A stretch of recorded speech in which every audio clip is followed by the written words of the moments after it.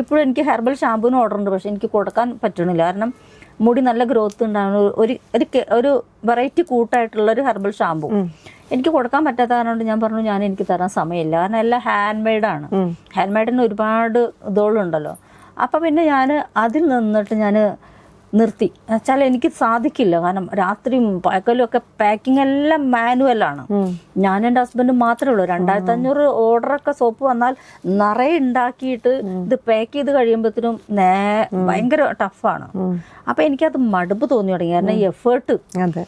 അങ്ങനെ ഞാനിങ്ങനെ ഇരുന്നിട്ട് ദേവിയോട് ഇങ്ങനെ ചോദിക്കും, എന്താ ഞാൻ ഇനി അടുത്തത് ചെയ്യേണ്ടത്? കാരണം ഈ ടഫുള്ള പിടിച്ച് ഇത് ശ്വസിക്കുമ്പോൾ എനിക്ക് ചെറിയ രീതിയിൽ ഇങ്ങനെ ചുമ തുടങ്ങി, ഇങ്ങനെ ഒരു ചെറിയ ഇത്. അപ്പം എനിക്ക് തോന്നി ഇത് എനിക്ക് ഹെൽത്ത് ഇഷ്യൂസ് ഉണ്ടാക്കുന്നു. അങ്ങനെയാണ് അത് നിർത്തുന്നത്. പിന്നെ ഞാനിങ്ങനെ അപ്പോഴും സൈഡിൽ കുറേശ്ശെ പോയായിരുന്നു. എൻ്റെ ചെലവിനും വീട്ടു ചെലവിനൊക്കെ കൂടി സൈഡിൽ ചെയ്തിരുന്നു. അപ്പം പിന്നെ ഞാനിങ്ങനെ ധ്യാനത്തിൽ ഒരു ദിവസം എന്നും ധ്യാനത്തിലിരിക്കും. രാവിലെ എണീറ്റ് കഴിഞ്ഞാൽ അമ്പലത്തിൽ കയറി പൂജാ റൂമിൽ കയറി ധ്യാനത്തിലിരുന്നിട്ട് പിന്നെ അടുത്തേന് ഇറങ്ങുള്ളൂ.